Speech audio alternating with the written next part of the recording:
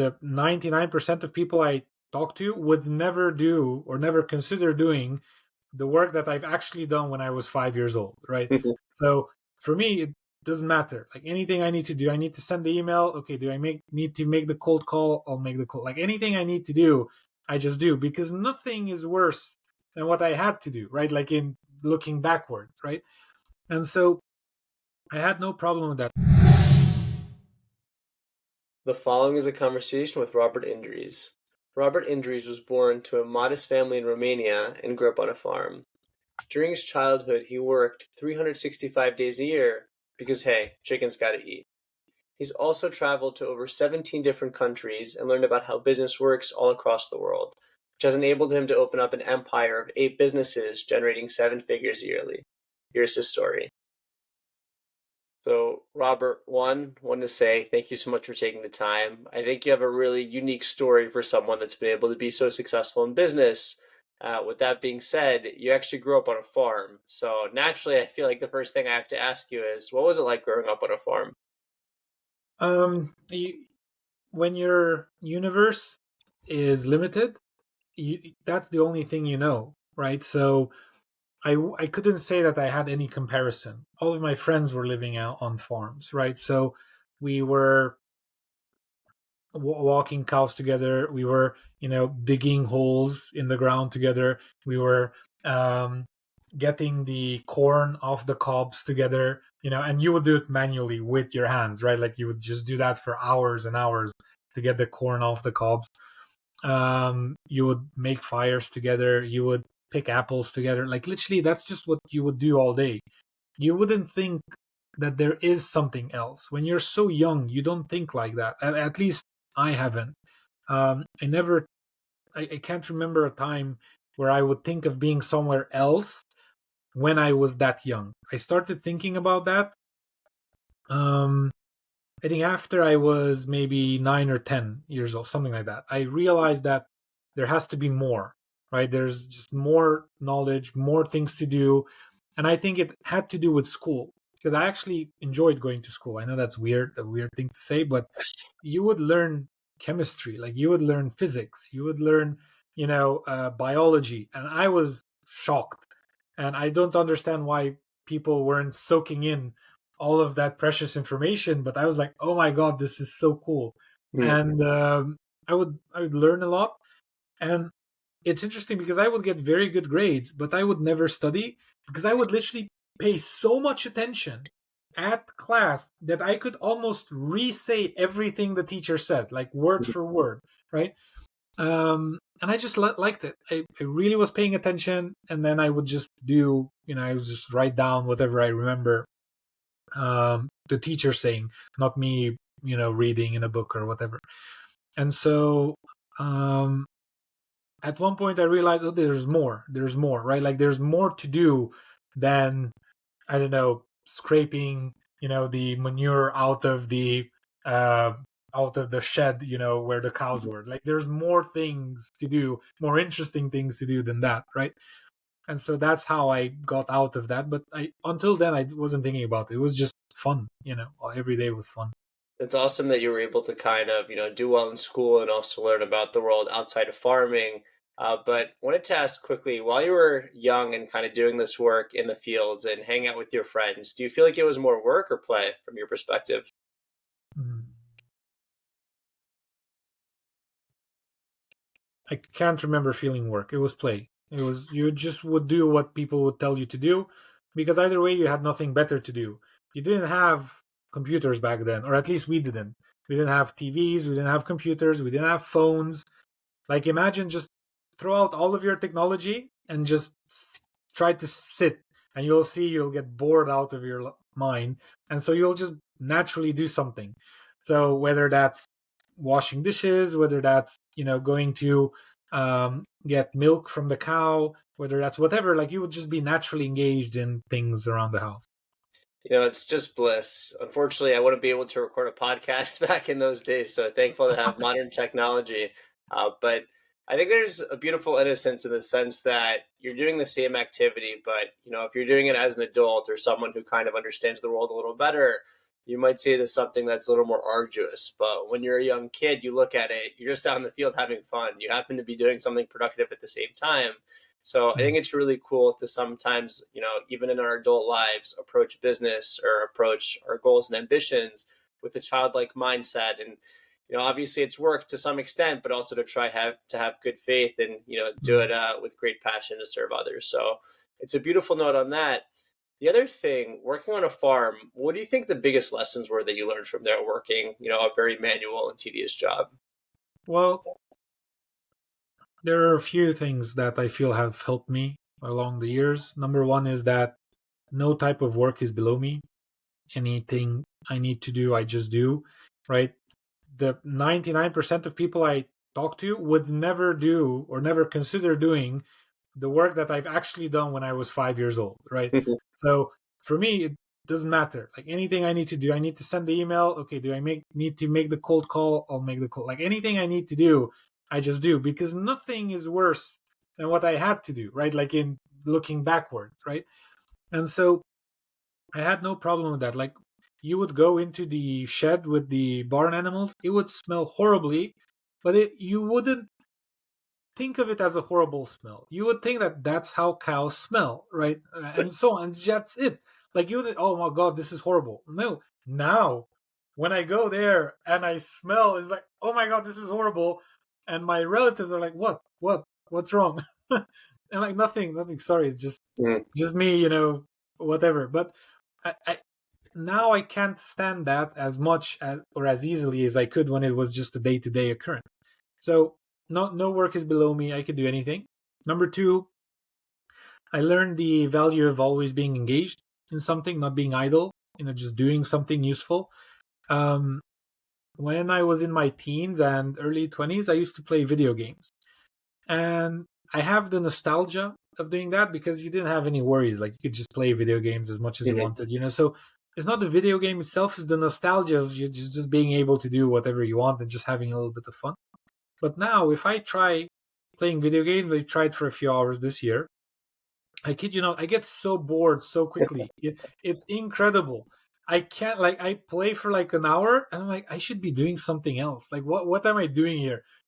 This piece of armor doesn't matter. It's literally you imagine that you could be spending your time so much better, right? Even if doing something mundane like going to the gym. I kid you not. Like I have my health goals.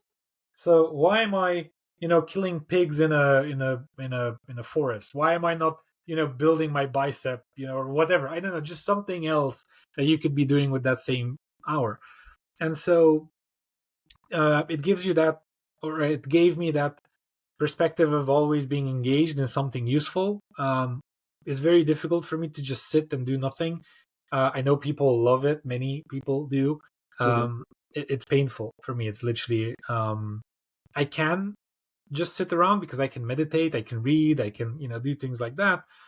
But to just watch the ceiling or watch the sunset or whatever for me is like okay, I'll watch it for like 10 minutes and then let's do something else. Yep, You know? for sure. And then the final one would be that um, it really pays to help others and help the community and be ethical in what you do and be fair and so on and so forth. Because where where we were raised, like you couldn't insult anyone. Like I never even heard an insult until I went to school, and even then, other people were using them. It was still weird to me up until high school.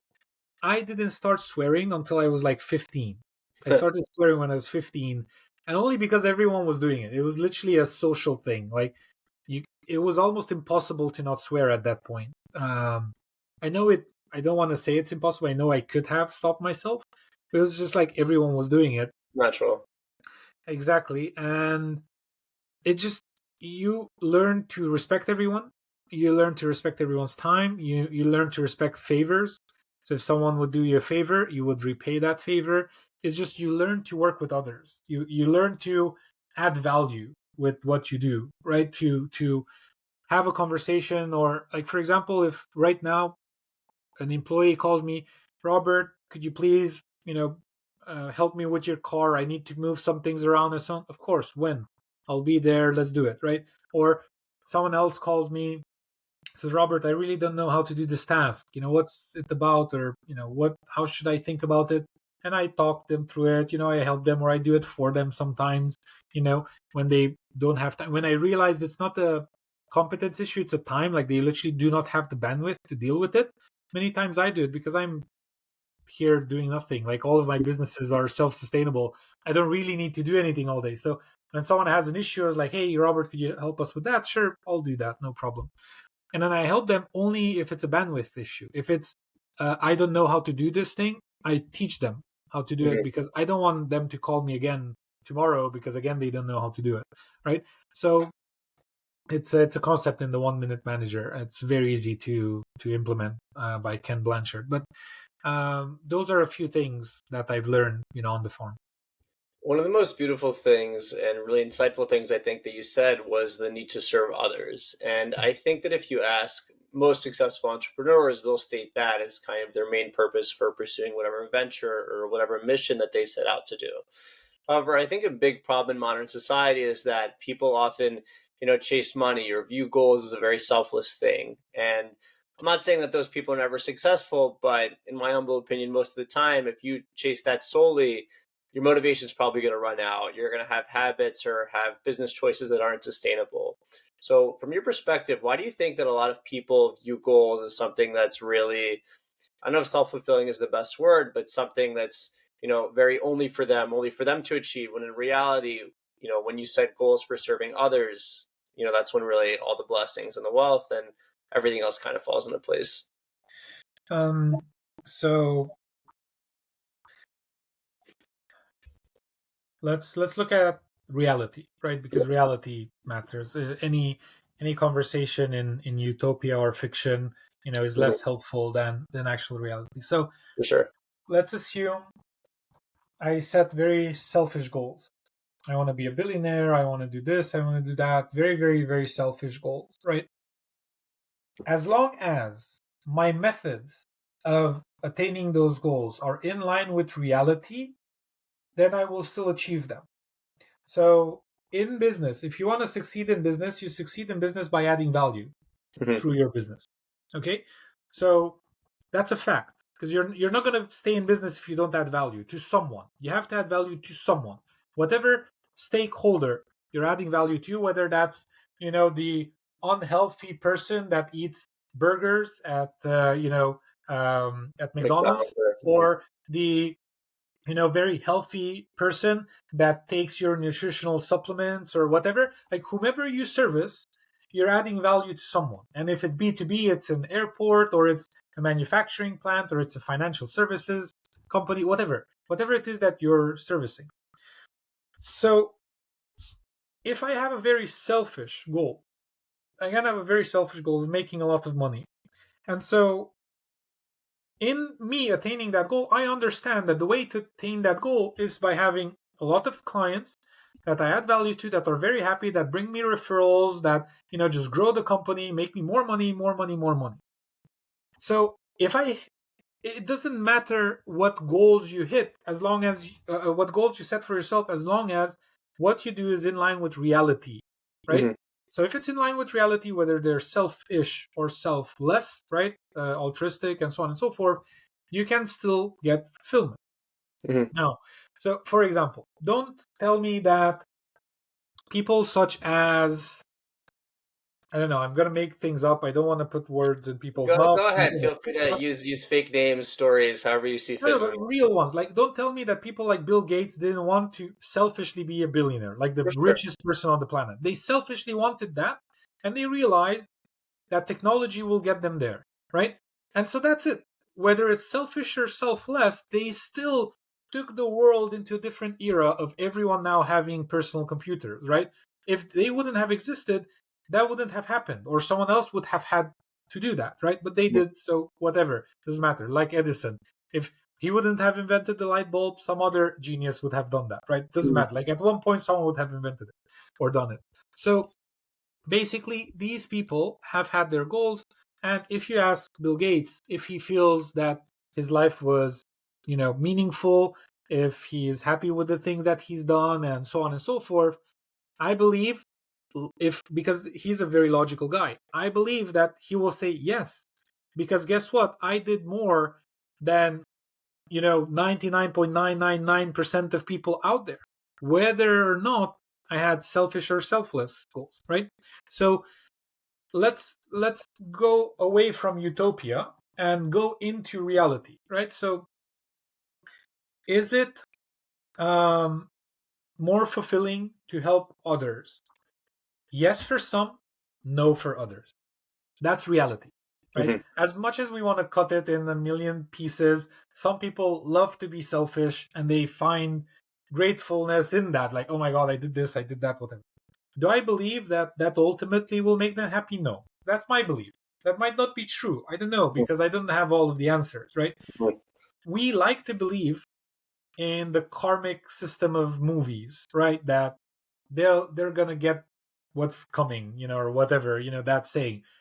But I believe that 80 years isn't that much time. Like, you could be selfish and mean your entire life and then just die. Because what's to say that you're gonna get yours right during your lifetime? Or you Mhm. might die when you're 50. You'll be, and so on. Like, well, you don't know you're dead. Like, you don't know you died, right? It's just you move on, right? And so, as far as your physical body and physical mind is concerned, you're done. And so you could have been, excuse me, an a-hole your entire life, Mhm. and then you just pass away. And so what I think is important is that, and this is my personal opinion, again, just like anything else that I say, is that you be happy with what you do, right? And you don't harm others in that, let's say, um, Business um, practices. yeah, in that engagement that you're doing, whether it's business, whether it's art, or whatever else, right? So as long as you're happy and you don't harm others, right, I think you should be fine, right? Just make sure, because the worst thing you could do, the two worst things you could do, is number one, do something that makes you miserable. So don't do that. Yep. And number two, do something that harms other people, right? Damages, makes them whatever. So as long as you avoid these two things, and the opposite of that is do something that makes you happy and don't harm others whilst you're doing it, you're fine, right? That's what you should, I believe, do. And so whether that's a goal of being a painter or a sculptor or a Bill Gates business mogul or an investor like Ray Dalio, or whatever it is your goal is, it's fine. I think you put it a beautiful way. If we could all find careers that, one, we do what we love, and two, we don't harm others. And I guess if I were to add a third one, which you kind of mentioned earlier, that actually adds value to society, I think if we can Yes. choose something that hits all three, that would be perfect. You will find that if you do the first two, it by default adds value.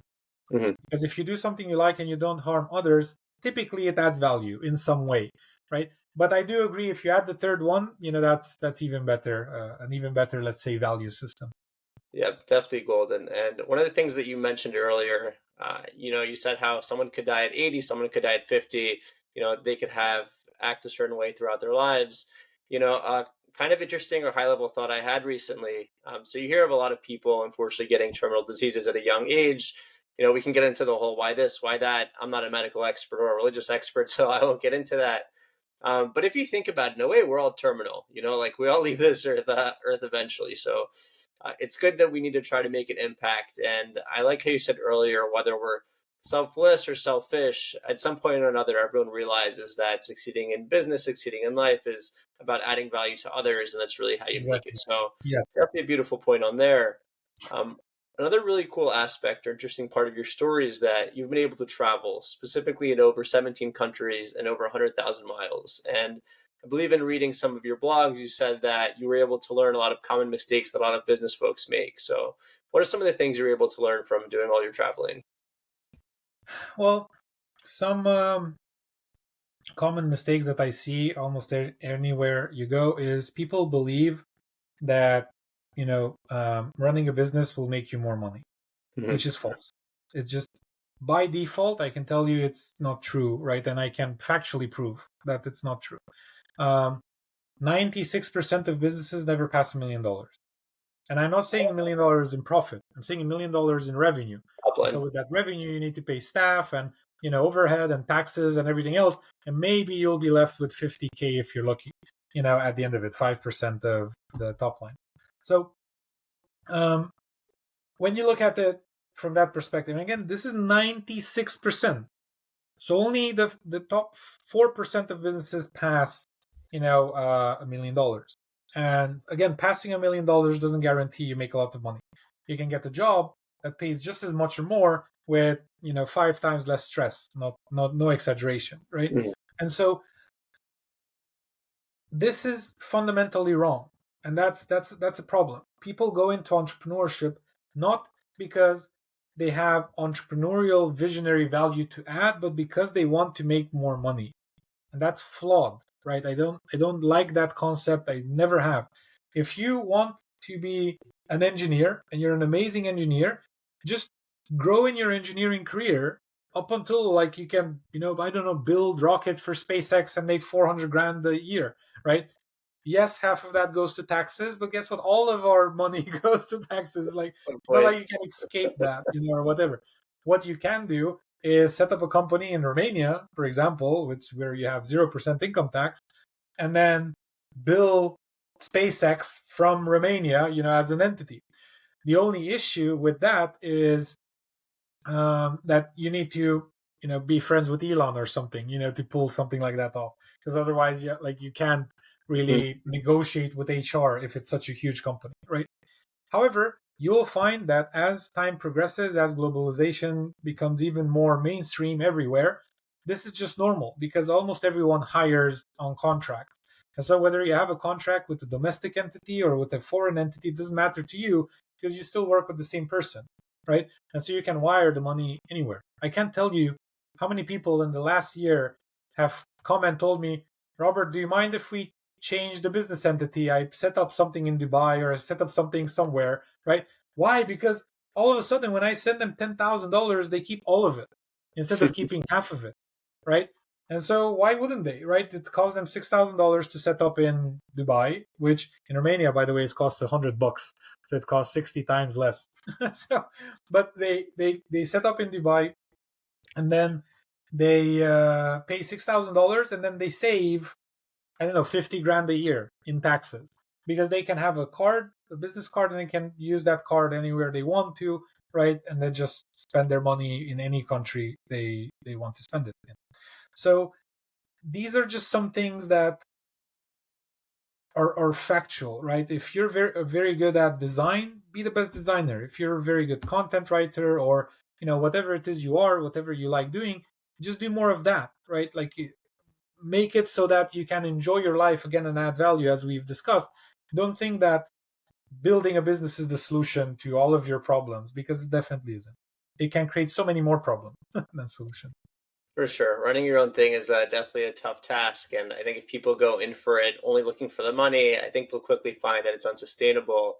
Another funny thing to point out, I love, some of the things you mentioned about Romania and the business friendly environment, and kind of it seems like the mini pitches to Elon. So, Elon, I don't know if you have anything set up in Romania, but if you want to set something up, definitely hit up Robert. Maybe he can help you set something Mm, up. So, that would be funny if you would tweet this out, like, hey, Daniel just said this, Robert, let's have a chat. and then he's known to do a lot of things, and Yeah, Elon's exactly. done a lot. But you know, on a personal note, speaking of kind of managing businesses, and I'm sure you'd be happy to kind of help Elon manage his. You right now manage over 8 different businesses. Yeah. How do you do it, man? I know you say they're self-sustaining, but I'm sure it's not easy to be the head of 8 different beasts. It's only not easy if you didn't set them up correctly. So, what we do is we have very specific methodologies that we implement in any business that we start. I have a holding company that has business administrators, and so we have people doing finances, doing contracts, doing HR, doing anything that we need done. Right? It's all in the admin company, and we used to use that only for us up until like a year ago. And a year ago, I had a conversation with a friend that was churning COOs one or two a year because like no one could manage his business or businesses because he has two. And at one point, I was like, dude, like you're trying so hard. Let me just rent out my team and see if you like it, right? So for the price of a COO, don't pay another CEO, just pay my team and then they'll do the work. And guess what? Like they made him so much money and saved so much time and so on and so forth. He's like, oh my God, I can't believe how valuable this is. So then because of that, we're like, okay, well, let's do this for others as well, right? So basically what we do now, instead of tell people how they should run their business, we just say, we know how to run business. You just do whatever you want to do, right? And we will make sure your business is run smoothly, right? And then they just grow and grow and grow because all of a sudden they have no more operational bottlenecks. Everything just works for them. So if I would to not follow my principles, it would be difficult. However, I do have the principles that we have. So, for example, let's make sure a question isn't asked twice, right? So, once someone asks a question, you never answer the question. Because if you answer the question, that means someone else will have the same question. Instead of answering the question, write the documentation so that for this specific instance, for in this specific scenario, anyone else in the future, if they have the exact same question, they can check the documentation and then take it from there. They don't need to ask the question again. They just find the answers in the SOPs, right?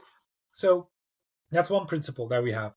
Another principle that we have is that you never come to a manager with issues. You can only come to a manager with context and solutions, right? Context is this client is upset because XYZ. The solution is we can do this or this or this. And so I think we should, and in this order, I believe either this or this or this in this order. And then the manager says, like, gives them feedback because the manager might be more senior and they might know things that that person doesn't. And so they might come up with a combination of their solutions or a fourth solution or whatever. But all of a sudden, you're training every single person in the organization to think for themselves, to come up with solutions. Don't come to me with challenges. Come to me with context and solutions, right? And now all of a sudden, at one point, they would just say, what would Robert do? Like, what would Robert say? And then they literally come up with the same things, and then they just work themselves, right? You don't need to help them. Many times, what I do, final thing I'm going to say, is someone send me a screenshot. It's like, oh gosh, look at what happened. And in most cases, people expect you to do something, right? Because that's why people send a screenshot. And I just say, thank you for the FYI. And I leave it and I don't say anything. Thank you for the FYI. And then they understand that, oh, I actually need to deal with this, right? That I know I have it in me to deal with this properly. So I don't need to, ask Robert again. I think one of the things that you said was really interesting regarding, making documentation when something goes wrong. I think a lot of times people, especially early on, I think this is definitely a skill that's more learned in entrepreneurship than something you just kind of have. But essentially, when someone has some issue, I think a lot of folks are quick to answer the question. But I like what you said before, when someone has, when someone has an issue or someone has a question, instead of answering it right away, you capture whatever that issue is and you document it specifically. When X event occurs, do Y, Z, and whatever sort of letters. I think that's a more mature business mindset to have, because essentially what you're doing is, instead of taking care, instead of doing something short term satisfaction, you're kind of putting in some time to put together a solution, which is gonna, you can't see right away, but it's gonna save you a ton of time down the line when you know that 30 or 40 other people are going to have the same issue. So I definitely agree with you on that. Another thing that I wanted to get into, and I thought was really interesting about your story, is that at least when you were younger, I'm not sure you're doing as much now, but you said you used to work 365 days a year, holidays, no matter what. Chicken need to be fed. The farm always has work. So, how are you able to work 365 days? I mean, do you ever get tired, or how are you able to get through that? It's so enjoyable. I wish everyone that's listening to this podcast enjoy their life so much that they can be on 365 a year, because it's so enjoyable. It feeds your soul. It's everything you wanted from life, or everything you dream of life. Because no one dreams of being on a perpetual vacation. That's false. Because the moment you go there, you'll see after a week, 2 weeks, a month. I mean, how much could you just watch the same sunset and just not do anything. You are going to naturally want to create, whether you create blog articles about how you feel, or you start journaling, or you start painting, or you start coding or learning something you're going to do with your time. You're not going to just sit. No one does that. That's a utopic thing like people imagine. But when I go on vacation, I can't wait to get back home. I love the vacation. I really love it and I enjoy it at the moment. But I kid you not, after like 7 days, my wife turns to me and is like, "We've had enough of this, right? We should go home." I'm like, "Yes, I know, right? Like, let's just go home, because we don't enjoy vacations more than we enjoy our life. And again, we enjoy it. It's so much better. Our life is so much better than any trip we can go in any place on the planet. And I wish this upon everyone that's listening to this, right? I wish they could have a life by design. They can, by the way. It's not utopic. This isn't utopic. You can create this. And if you have any questions, you can send them my way and I'd be glad to answer. But basically, you can build a life that you don't need a vacation from, right? And so that's something that we really believe, my wife and I, and we just live to that every day. On a deeper level, do you think that people that, everyone enjoys vacations, but people that, at least I hope everyone enjoys vacations, but do you think that people that overly enjoy vacations are not doing the right thing with their lives or not fulfilling their purpose? There are a few things there. So there are people that are using energy when they're working. They're using a lot of energy and a lot of mental power, and they're pushing themselves and so on and so forth. There are people like that. They're incredibly intense, right? Like very, very, very intense when they work. And so when they're so intense when they work, they're very intense for like 3 weeks or 2 months or whatever stamina they have, and then they take 2 weeks off, and then they're very intense in taking off, right? They're like partying all the time. They eat whatever they want. They, whatever it is they want, they just do anything they want for like 2 weeks. They deserved it, and then they're back to work incredibly intensely. I see no problem with that, right? I see that's how they are. I love being intense as well. I love, and many people have called me intense, like many times. Like for example, if we go to my in-laws and they say, "Oh well, we need this ditch, dug." I just get it done. Like I go out, give me the tools, I'll get it done. And I kid you not, from the morning at 8 a.m. or whatever until 4, I'm not done until the ditch is done. Right? There's like I just keep digging and digging and digging. Everyone like comes for an hour, then takes a break, then comes for another hour, then takes a break. Whatever. Like they just do that. I'm there constantly until the ditch is done. And I don't do it because I have anything to prove to anyone. I just like doing things. Like, what else am I going to do? Either way, this dish needs to be done. If I take a break now, it's not going to help. Let me just keep doing it. Boom, boom, boom. And I just hit the ground. I hit the ground, hit the ground a million times until you have the entire dish. And the only reason I remember this so vividly is because it was like a couple months ago. My in-laws said, "Oh well, we need a ditch," and they're expecting it to take like 3 days. I kid you, 8 hours later, it was done. The entire ditch. Like they had everything they needed because I just didn't stop digging. I just dug for like 8 hours straight, and it's intense. And many people would not find that relatable, right? They're like, "Hey, take a break, don't be so intense," and so on. I'm like, why not? When like just because you don't want to be intense doesn't mean that I don't enjoy it. I enjoy it. Like why would I do something, half-assed, excuse my French? Like why wouldn't I just go all in and do the best thing I'm capable of in this specific task, right? And so I don't see a problem with taking very intense vacations and enjoying them and so on. I love vacations again. It's just I get bored of them very quickly. Like after a week, I'm already like I want to go back.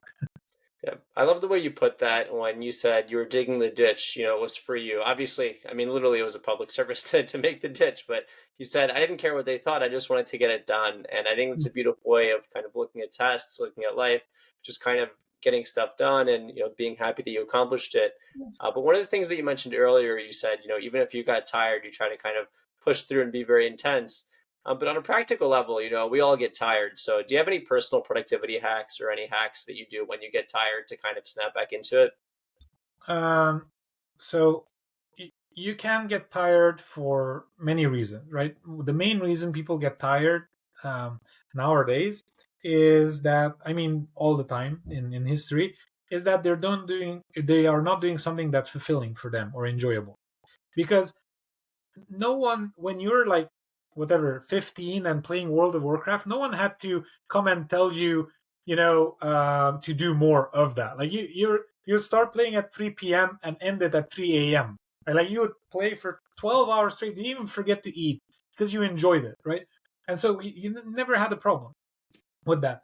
And so with work, the issue is that you get tired because you're not enjoying yourself. So learn to enjoy, right? Whatever it is that you're doing. And if it's doing the books, like financially, like crunching numbers and so on and so forth, because you're an accountant, you love that.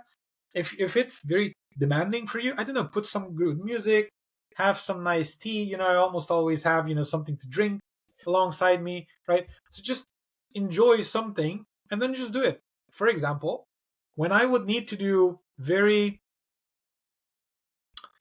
I don't know how to say, like tasks that require a lot of With time and energy. mental focus and concentration. I kid you not. I would put my laptop somewhere on something that's taller, not my desk, so that I stand, and I would put myself the weirdest music like you could ever heard. It's like this intense, you know, gaming music. I can't even mimic it because it would just sound awkward. But it very intense, and I just dance. I jump around, and so on. I literally and I type, but I type aggressively. I don't know how to explain. It's like I'm almost fighting the keyboard. I type it out. I do everything that I need to do, and then I take a break because there's a cool part in the song, and then I just jump around again. I play around a little bit, and then I get back. I get another idea, and so I can do that for 2 hours. I burn 1,000 calories, and I get the work done. Right, and by the end of it, I'm like, oh, that was great. I loved it. Right, and so again, find ways to enjoy it, whatever it is that you're doing, however you can, and then you will see that you can do it for almost forever. Almost forever. You can just keep doing it. Like you could start at 4 a.m., true story, and then finish at 12 midnight and then go to bed happy, right? Because I've worked all day. I've done that so many times, countless times. My wife was shocked when we first started, sleeping in the same house and so. Like I would just wake up at 4, go to work. She would wake up and like, "Where are you?" I would be working, and I would still be working that same day midnight, right? Because I would love it. I would just enjoy it so much. I'm like, how can you work so much? Like I can't. I couldn't. Yes, you could if you would find something you like doing. You would do it all day. You wouldn't mind, right? Because you would get paid to do something you love. And the more you work, the more you get paid. And so it's good in every way, right? It's like just it's an amazingly rewarding experience, basically. I love the self-fulfilling kind of ending prophecy there, but also I'm relieved to hear about the specific thing that you said because I personally happen to do the same thing. Haven't personally recorded myself doing it, but for example, last night have been working a lot on my editing skills. Just to give you a practical example, for a clip I want to publish for an earlier episode, and I happen to, you could probably resonate with this, but sometimes you just have those nights where creativity is flowing and flowing, and while the practical thing to do would be to go to sleep, you're like, I just can't waste this creative genius in the moment. So Yeah. ended up being up till 4 a.m. last night just editing this video. And I think I woke up today something like 9 a.m. local time. So got Yeah. 4 or 5 hours of sleep. Not the most sustainable thing. Definitely won't do that every single day. But actually, as you can attest to, just as we were talking off air, I was just blasting, listening to music, getting excited Yeah. to shoot another episode. So fortunate Exactly. to have a job to do what I love doing. But I definitely agree with you on if you really enjoy doing something, you almost approach it with like a childlike enthusiasm, Yes. and you can Yes. really do what you want to do. Yeah, exactly, exactly. And no one has to tell you to do more. No one has to be there to say, "Oh, you need to, fight or do another quest. You need to do this. You need to do what." Like no one does that. Like you need to do another round of whatever people play nowadays, Fortnite or I don't know something. Yeah. Like no one has to tell the child to do that. Like they just the round ends. They are just clicking the button. They can't click the button fast enough to get into the next game, right? So that's how excited you could be about your work that actually makes you money, right? Or whatever type of fulfillment you're looking I agree. Definitely something I think I found with this and something that I hope people can find moving forward. Another thing that you said that was really interesting, actually, an Instagram reel that you had, you mentioned the need to make decisions based off data.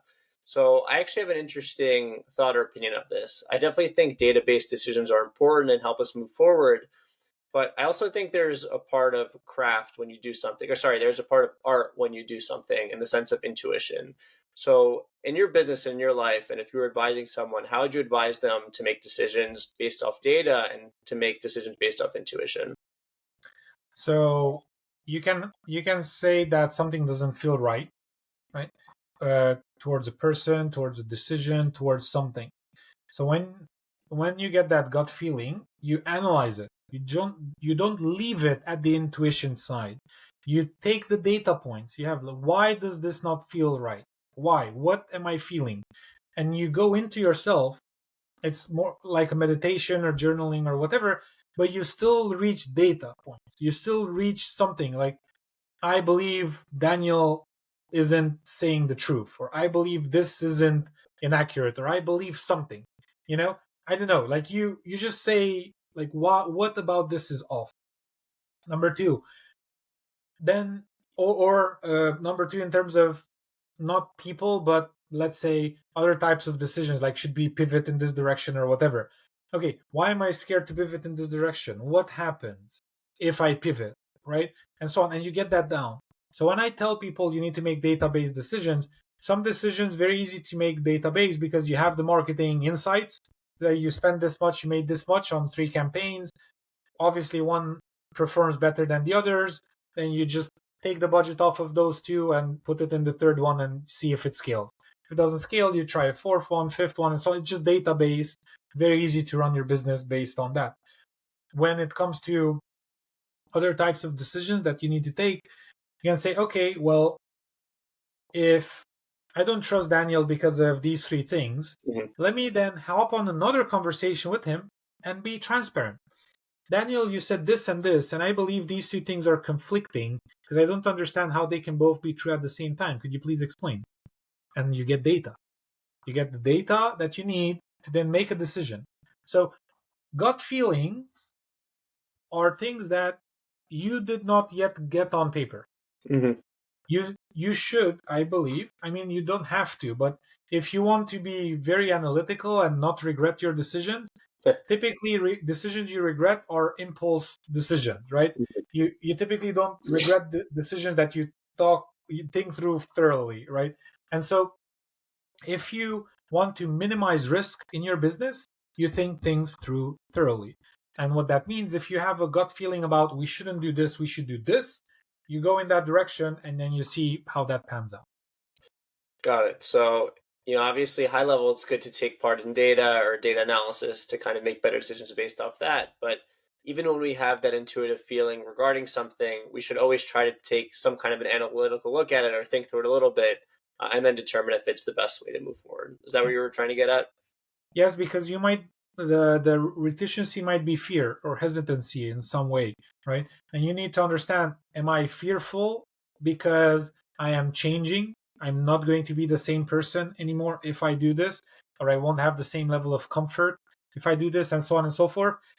And so that might not be gut feeling. That might literally just be fear, right? Because we don't know. That's the truth. Like you get the gut feeling of this is scary, or maybe I shouldn't do this or whatever, and then you think it through, like, why is this scary? Well, because I've never done this before. Okay, but do I want to take my life in that direction? Yes. Okay, well then at one point I need to make this step.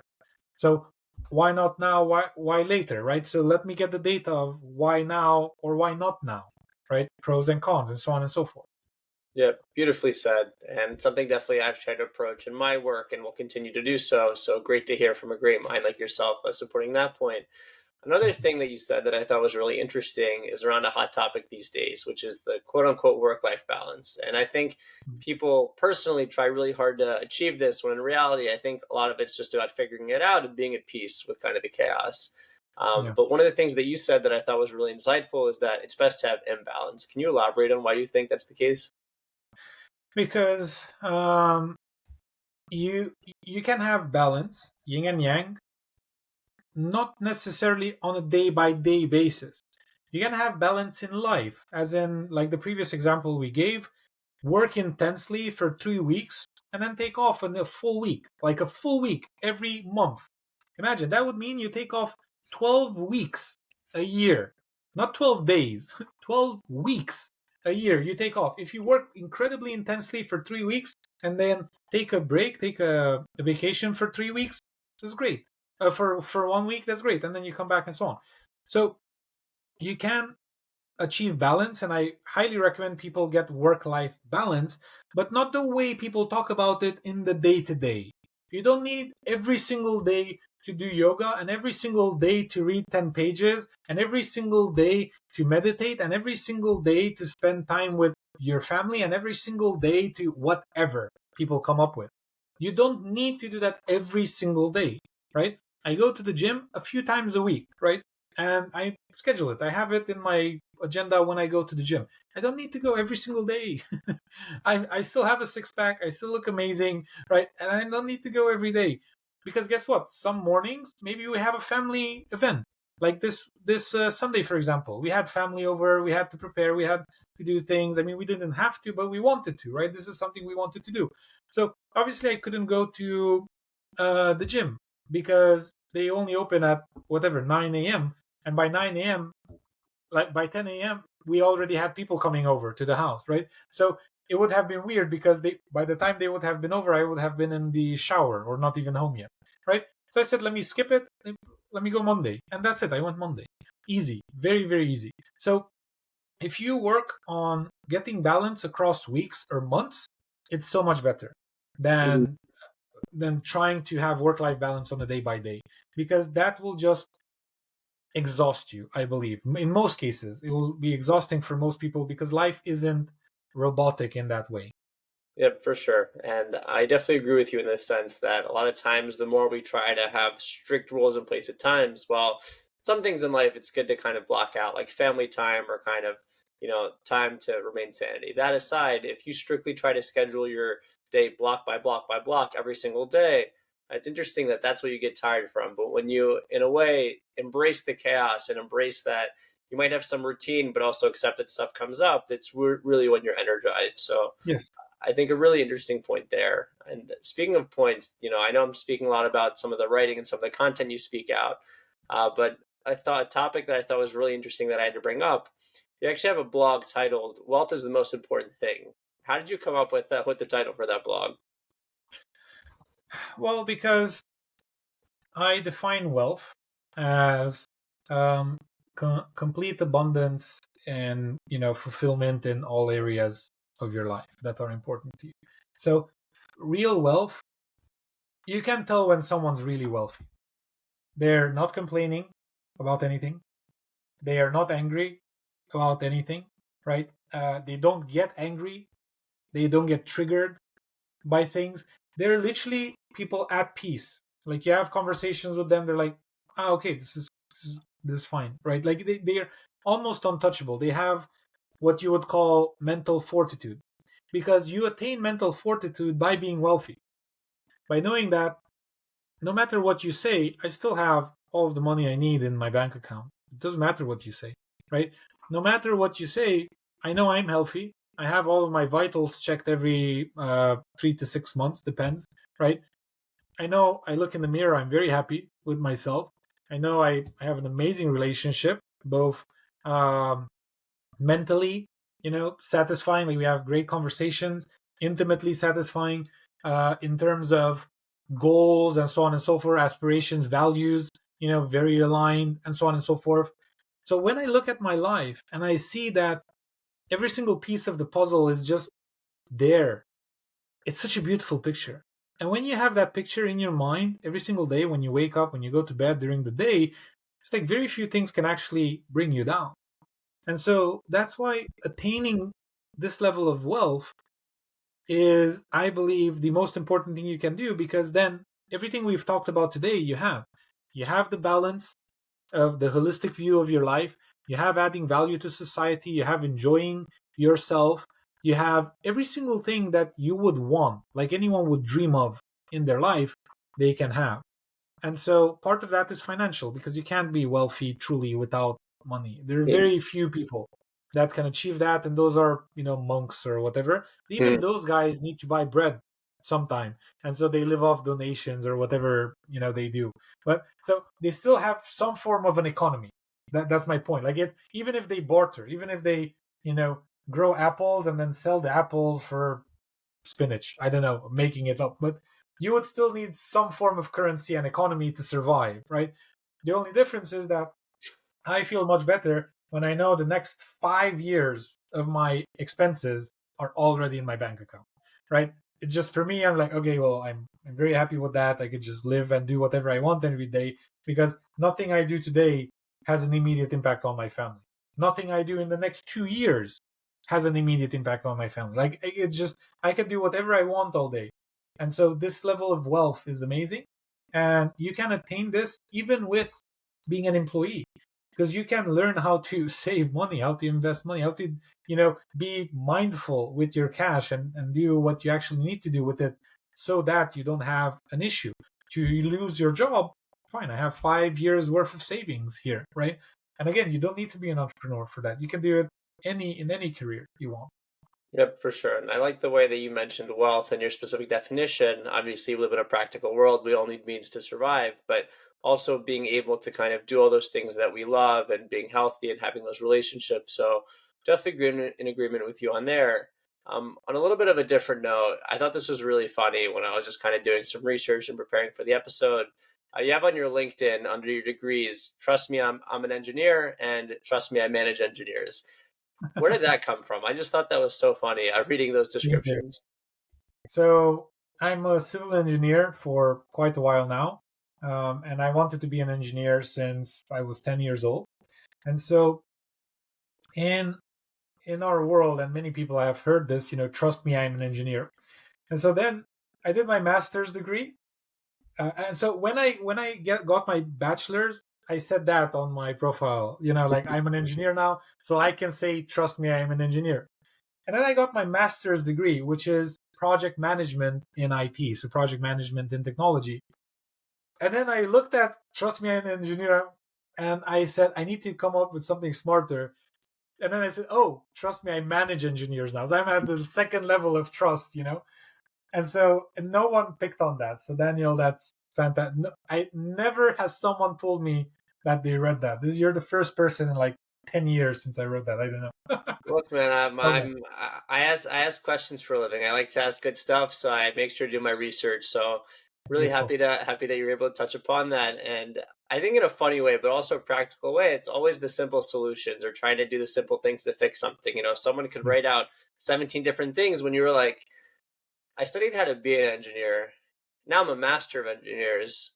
Yeah, I manage engineers. So I thought that was funny for sure. Yeah. A few other really fun questions I had that I think you'll really enjoy answering, and we'll definitely kind of put a few things into perspective. But earlier you mentioned your childhood and growing up on a farm and just the joy you had, and a lot of the things that you remembered. Looking back at all the time that's passed now, is there something that you wish you knew that when you were younger? I wish I would have focused more on the financial side of what I was doing, because I was very focused on other sides of it. However, um, I realized that I really attained the level of holistic wealth in my life after I became a multimillionaire. Right? It's like when you're not in the rat race anymore, when you're literally say when you say, okay, well, just my real estate assets are worth $1 million, and cash in the bank and businesses that I could sell at any time, and so on and so forth, and that are just cash flowing, just making money every month.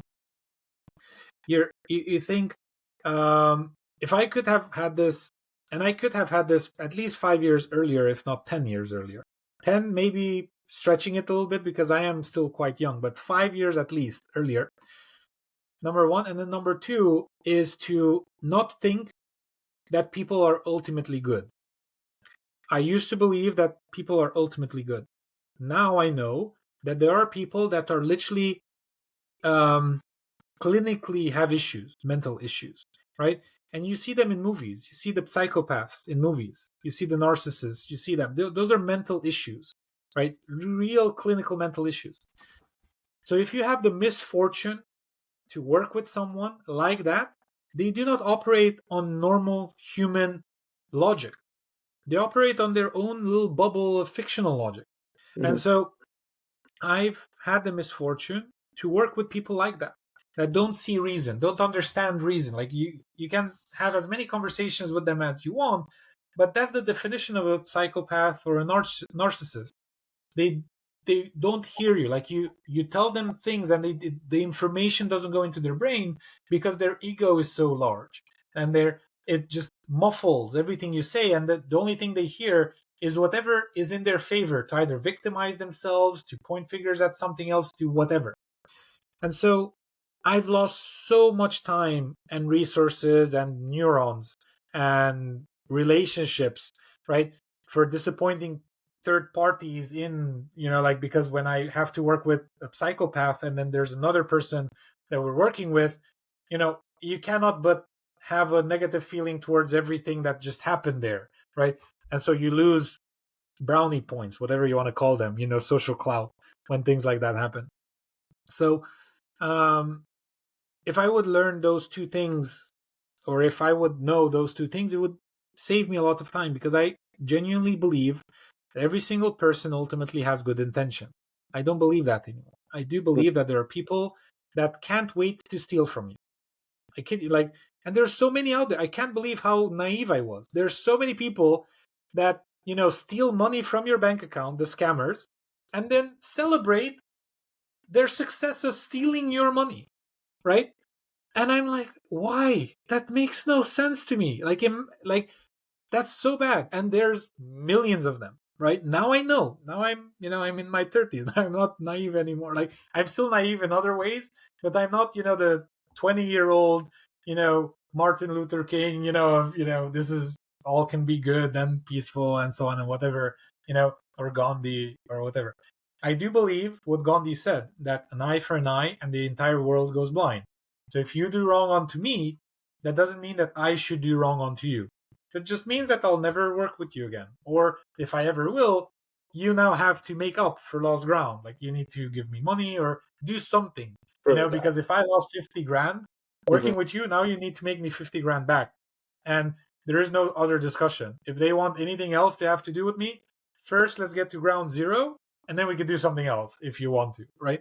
And so because I do believe in second chances, third chances. I believe in giving people as many chances as humanly possible, because why not? God gives you a million chances every day. He gives you a chance every day. You sin, yet he still gives you another chance to wake up tomorrow, right? So obviously that's the ultimate form of love. So yes, I'll give you another chance. However, in my books, you're 50 grand under, so you Sure. need to make me now 50 grand, and then after that we can work on something else or whatever, right? And so just logic, just simple logic. So if I would know those two things, I would have made more money, be happier, work with less narcissists, and just be, again, just my entire life would have um, gotten, let's say, Easier more ahead or more ahead. in this, yeah, in this time frame, right? Because I would have worked the same. It's just the difference is, instead of being at 10 million, I would be maybe at 50 or 100 million by now, right? And with people that deserve my company and my attention. Yep. I like the way that you put that, in the sense that, people screw up, life happens, but you have to be a little on guard for those people that just kind of have bad intentions. And as much as we hate to Yeah, admit it, that those kind of things exist. So I definitely think that's yeah, great advice, and something that someone should really drill into their head. Not saying that people shouldn't be open, honest, have great conversation, but always in the back of your head, try to, I know we spoke of intuition earlier, but go with your gut if someone's intentions are really honest or not. So really great point on that. Another thing, I see you have a lot of books behind you. Is there a favorite book that you've had, or one that's been really influential in your life? there are many. I can say a few. I really liked The Success Principles from Jack Canfield. Very, very good book. I believe it. Everyone on the planet should read that. I think I've sold it at least 1,000 times until now, but I should probably ask for a referral or something. But it's so I really think everyone should read it. It's a very good book. Um, and then everything else basically depends on what you want to do, right? So I've read great books on productivity because I care about being productive. So I like that. I read great books on management because I like management. I read great books on accounting or finance because I want to do that. Leadership is another thing. Um, I feel that as long as you go in a direction that is aligned with what you think you want to do, learning more about that, being more involved in that, trying to make money from that or whatever it is almost never in your disservice because then you're testing goals, you're testing things to see how they go. Um, there are many other books. I mean, I have the Bible here near me all the time, just to remember to be ethical in anything I do, right? To follow the golden rule: do not do unto others what you would not like done unto you, right? And so on and so forth. Great book. I think you can learn a lot from it. I've read it twice already. Um, Great wisdom in Stoicism. Hmm. Anything you can read, sorry, about Stoicism. Marcus Aurelius is great. I have him here as well. Um, what else do I have? Let me remember. Oh, Have a New You by Friday. Amazing book by this Dr. Lehman, Kevin Lehman, I believe. Very, very good. Oh, I loved reading Rich Dad Poor Dad when I was younger. Such Interesting. an easy read. I loved it. It was so easy to read. Um, it, I learned so much. I don't know, just I don't want to recommend too many because I want people to read what they like. Hmm. I enjoyed Money from Tony Robbins. Um, I like, for example, I picked up The Intelligent Investor because Warren Buffett said that that's the guy that he learned from, It's a big and book. yeah, exactly. But I just couldn't read it. It's just so boring to me, to read. I read a little bit about it and then I just couldn't read any because it just Hmm. doesn't do it for me. So that's why I'm a little bit reticent when people ask because it's like not universally applicable. So what I um, like I buy every book Ben Hardy publishes because I just like the guy and I was there when he was just starting out, like when he was writing his first blog articles, when he was no one. I was there, commenting, buying his first little wannabe book and then the second one and so on. And it's just a habit I have. Um, I know, just great people that you resonate with. Just buy their books, right? Invest, whatever, $10, $20, or buy the Kindle for like nothing, Hmm. right? And then Yeah. and then do that. Um, and then it's just something that you can keep going down on. The success principles I recommend because it's general Hmm. knowledge. It's 67, I believe, principles, and some of them are with being decisive. Some of them are with taking responsibility. Others are about finances. Others are about how to make progress towards goals that you might find unachievable, and Hmm. so on and so forth. So it's just a great general read, and everything else is probably things that you should naturally, instinctively, right, levitate towards, and then just pick up those and start reading. It's a great note. I think personally, I probably gravitate towards narrative since I kind of tell stories for a Mhm. living. So really interesting to hear that. And on a side note, if you want to learn more about finance, but in a less dry or practical way, so I haven't read The Intelligent Investor, but it's on my list. But I've been fortunate enough to read a few of Peter Lynch's books. Former Which guy one? who managed a big fund at Fidelity. He's really practical. A few of his books would definitely recommend. But interesting to hear about those kind of influential books and decisions. Um, on a quick note, has there been anyone that's been really influential in your life that you're thankful for? Oh, so many people, hundreds of people. My mother, very, very influential, amazing person. I've learned a ton from her. My father, I've learned from.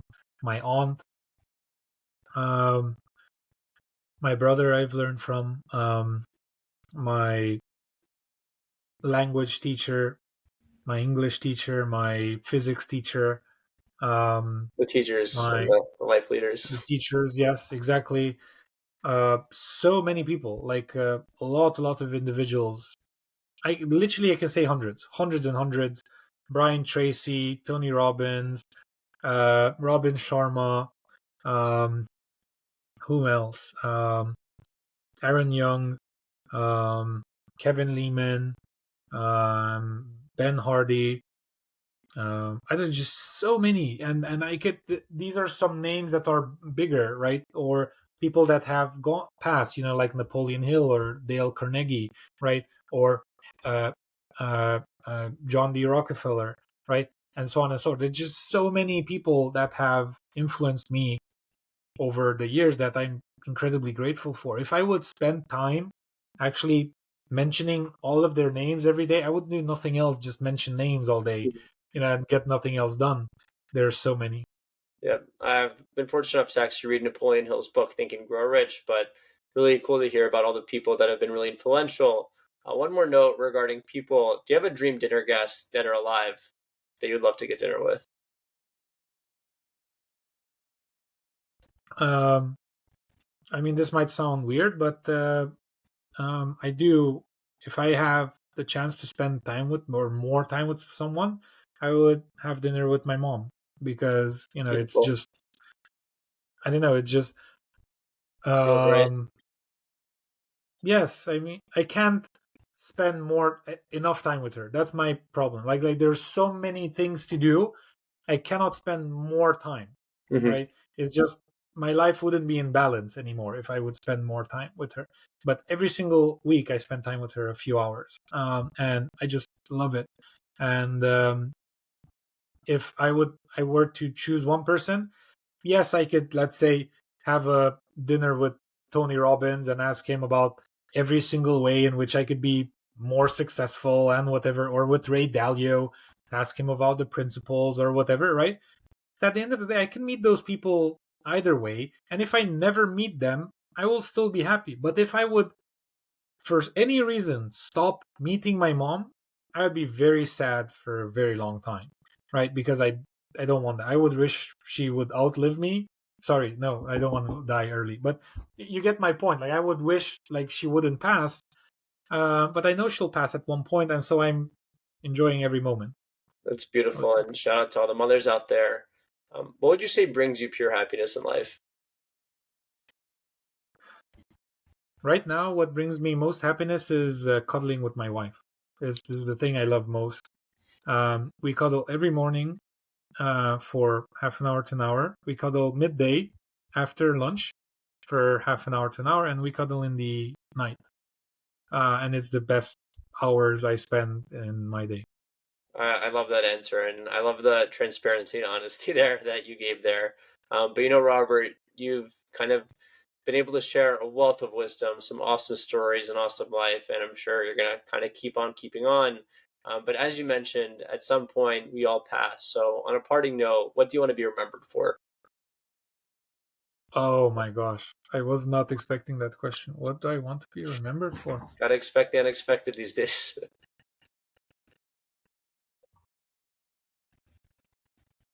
Let me let me let me tell you that on another episode because Sure. I have something in the works right now that I want to be remembered for, Mhm. but it's still in the shadows. We're raising investment. So if anyone wants to, anyone listening wants to invest in a business, then they can let me know. But basically, that is something that I believe will leave an enormous positive impact on the planet. That's great, and eager to hear what that is. And I guess one day, hopefully, when I'm in episode 140 or 540, we'll have to kind of have another episode dedicated to that. I'd love that answer, Robert. It was an awesome conversation, and really appreciate you taking the time. Likewise, thank you so much. These have been amazing questions. This I can say this is one of the best, if not the best, podcast I've ever been on. Well done, Daniel. Yeah, I appreciate it. Thank you so much.